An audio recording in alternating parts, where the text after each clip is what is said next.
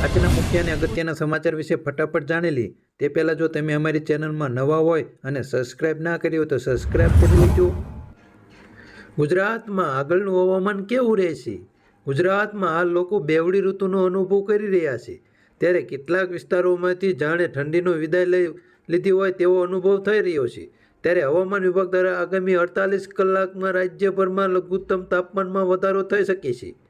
સૌરાષ્ટ્ર અને કચ્છમાં પવનોની દિશા બદલાવાને કારણે વિવિધ વિસ્તારોમાં લઘુત્તમ 2 થી 3 ડિગ્રી તાપમાનમાં વધારો થવાની શક્યતા છે। ઇન્ડિયા અને ઇંગ્લેન્ડ વચ્ચે જે ટેસ્ટ મેચ ચાલે છે તેને લઈને મહત્વના સમાચાર સામે આવ્યા છે। બીજા દિવસની રમત સમાપ્ત થઈ હતી, પરંતુ તેનું પરિણામ ભારતીય ટીમ પ્રથમ ઇનિંગમાં 445 રનમાં ઓલ આઉટ થઈ હતી, જ્યારે બીજા દિવસના અંતે ઇંગ્લેન્ડ ટીમનો સ્કોર 207 રન અને 2 વિકેટ પર ઇનિંગ સમાપ્ત થઈ હતી। પેટીએમને લઈને મહત્વના સમાચાર સામે આવ્યા છે। પેટીએમ વિરુદ્ધ લેવાયો મહત્વના એક્શન। પેટીએમ હવે ફાસ્ટેગ ઇસ્યુ કરી શકશે નહીં। 2 કરોડ યુઝરને થશે અસર, હવે તેમને પણ તેમના ફાસ્ટેગ બદલાવવા પડશે। પેટીએમને લઈને મહત્વના સમાચાર સામે આવી રહ્યા છે। ભારતીય રિઝર્વ બેંક પેટીએમ માટે મોટી રાહત આપતા 15 દિવસની છૂટ આપી છે।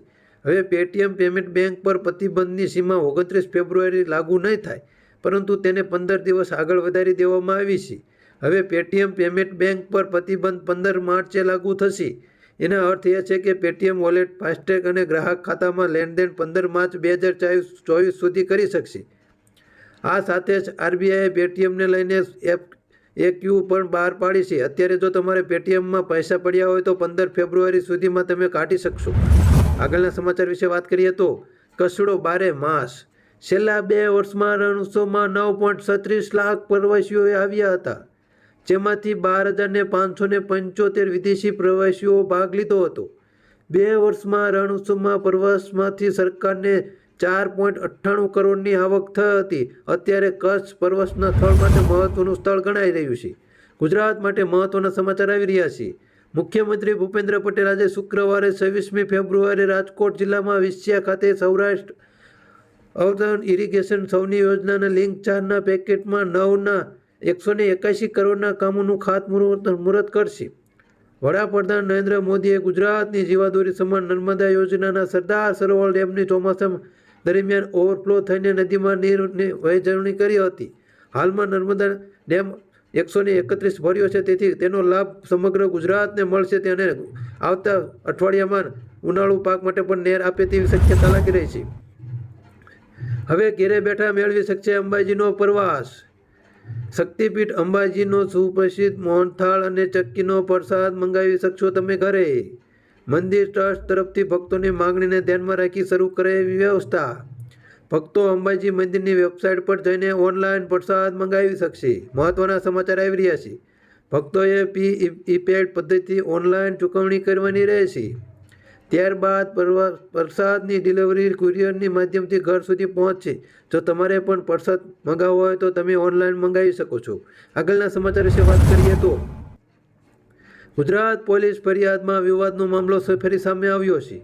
ગુજરાતના પોલીસ બેડમાં મચી ગઈ છે સનસનાટી, સામે આવ્યા મોટા સમાચાર। ગુજરાતના નવા 2 તાત્કાલિક એસપી, 3 ડીએસપી અને પીએસઆઈ સહિત 19 સામે ફરિયાદ નોંધાઈ છે। ફરિયાદીના અપહરણની ફરિયાદી ન લેવા બાબતે 6 પોલીસ અધિકારીઓ સામે કેસ કરવામાં આવ્યા છે। એસસીના આદેશ બાદ 2015ના બનાવની પશ્ચિમ કચ્છ સીઆઈડીએ નોંધની ફરિયાદ લીધી હતી। હાલમાં ગુજરાત પોલીસ સામે એક ફરિયાદ નોંધાણી છે। તાપમાનમાં વધારો જોવા મળ્યો છે।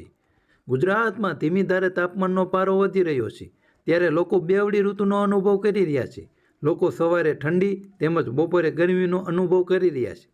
ત્યારે આ બાબતે હવામાન વિભાગ દ્વારા જણાવ્યું હતું કે દક્ષિણ ગુજરાત તરફથી સર્જાયેલા સર્ક્યુલેશન ડિસ્ટર્બન્સને કારણે આ વાતાવરણ સર્જાયું છે।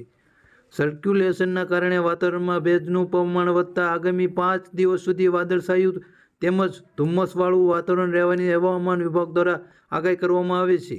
આગળના અને મહત્વના સમાચાર વિશે ફટાફટ જાણી લઈએ તે પહેલાં જો તમે અમારી ચેનલમાં નવા હોય તો સબસ્ક્રાઇબ કરી લેજો। ચૂંટણીને લઈને મહત્વના સમાચાર સામે આવ્યા છે। રાજ્યસભા માટે ભાજપે જાહેર કર્યા ઉમેદવારના નામ। ગુજરાત રાજ્યસભાની બેઠકો માટે નામ જાહેર કરવાની યાદી બહાર પાડી છે। જસવંતસિંહ પરમાર, જેપી નડ્ડા, ગોવિંદભાઈ ધોળકિયા અને મયંક નાયકનું નામ ભાજપ દ્વારા રાજ્યસભાની ચૂંટણી માટે જાહેર કરવામાં આવ્યા છે। આગળના અને મહત્વના સમાચાર વિશે ફટાફટ જાણી લઈએ તો પુલવામામાં જે હુમલો થયો હતો તેના 5 વર્ષ પછી પણ તેમને યાદ કરવામાં આવે છે. 14 ફેબ્રુઆરી 2019ના રોજ થયેલા આતંકી હુમલામાં સીઆરપીએફના 40 જવાનો શહીદ થયા હતા. દેશ એ દિવસ ક્યારે નહીં ભૂલે તે માટે આજનો દિવસ તેમને બ્લેક ડે તરીકે પણ જાહેર કરી દેવામાં આવ્યો છે. તેનો બદલો ભારતીય સર્જિકલ સ્ટ્રાઇક દ્વારા લેવામાં આવ્યો હતો, પરંતુ જે આપણા 40 જવાનો શહીદ થયા છે તેમની યાદમાં એક આજે બ્લેક ડે મનાવવામાં આવે છે. આગળના સમાચાર વિશે વાત કરીએ તો બાર સાયન્સને લઈને મહત્વના સમાચાર સામે આવ્યા છે. રાજ્યમાં ધોરણ 12 સાયન્સની પરીક્ષા આપનાર વિદ્યાર્થીઓ માટે મોટા સમાચાર સામે આવ્યા છે. વાત જાણે એમ છે કે આજે ધોરણ 12 સાયન્સની પ્રેક્ટિકલ પરીક્ષાની હોલ ટિકિટ શિક્ષણ બોર્ડ વેબસાઇટ પર મૂકવામાં આવી છે.